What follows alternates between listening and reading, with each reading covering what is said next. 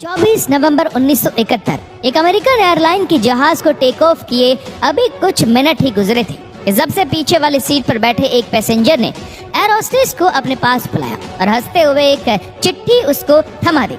उस चिट्ठी में सिर्फ चंद अल्फाज लिखे थे जिसने पूरे अमेरिका में हलचल मचा कर रख दी। वो पैसेंजर कौन था और FBI आज तक उसको जिंदा या मुर्दा क्यों नहीं ढूंढ पाई।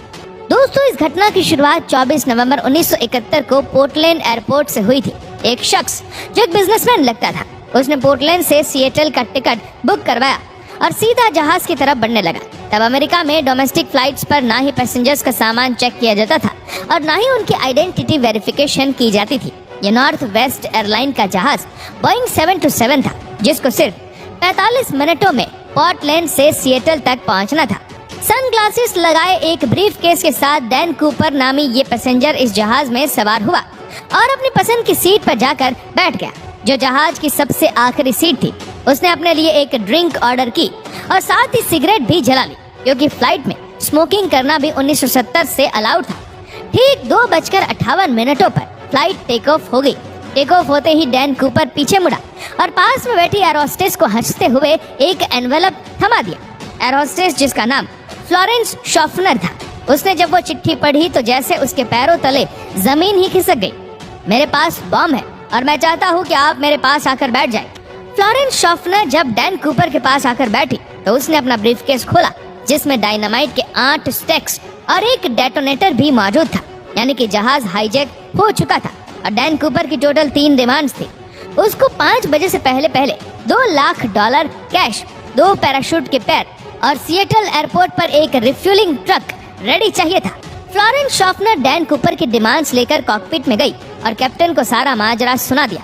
एक दूसरी एयर होस्टेस, जिसका नाम टीना मैकलाउ था, जो पायलट और डैन कूपर के दरमियान मैसेज पहुंचाने का काम कर रही थी।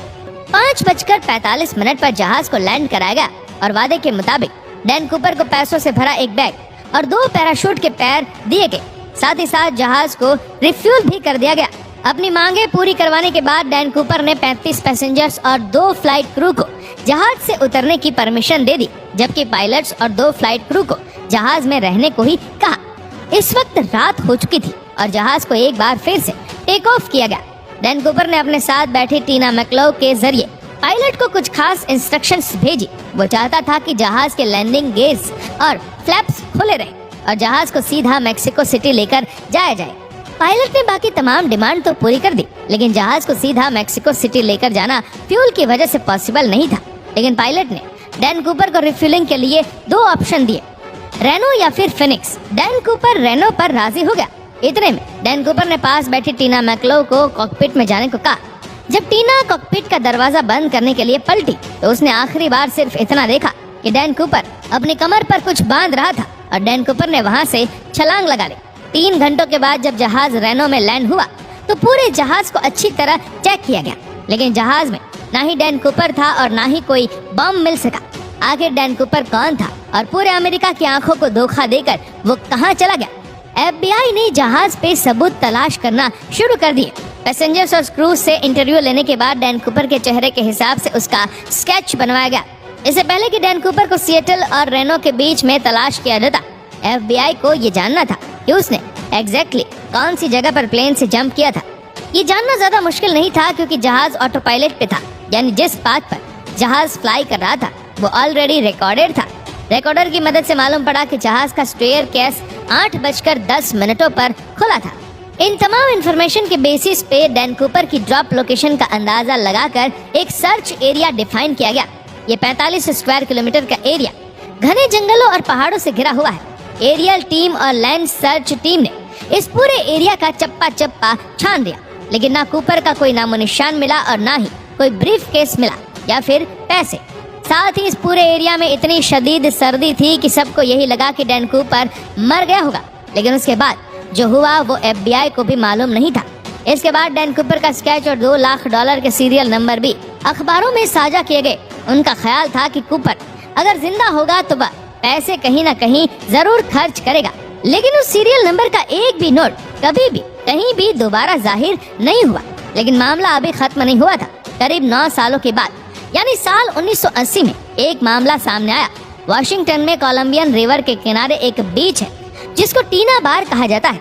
यहाँ एक बच्चा अपने पेरेंट्स के साथ खेल रहा था जब उसको रिवर के किनारे नोटों की 3 गड्डियां मिली। ये $20 के नोटों की गड्डियां थी जो टोटल $5800 बनते थे। बच्चे के पेरेंट्स ये पैसे लेकर FBI के पास गए।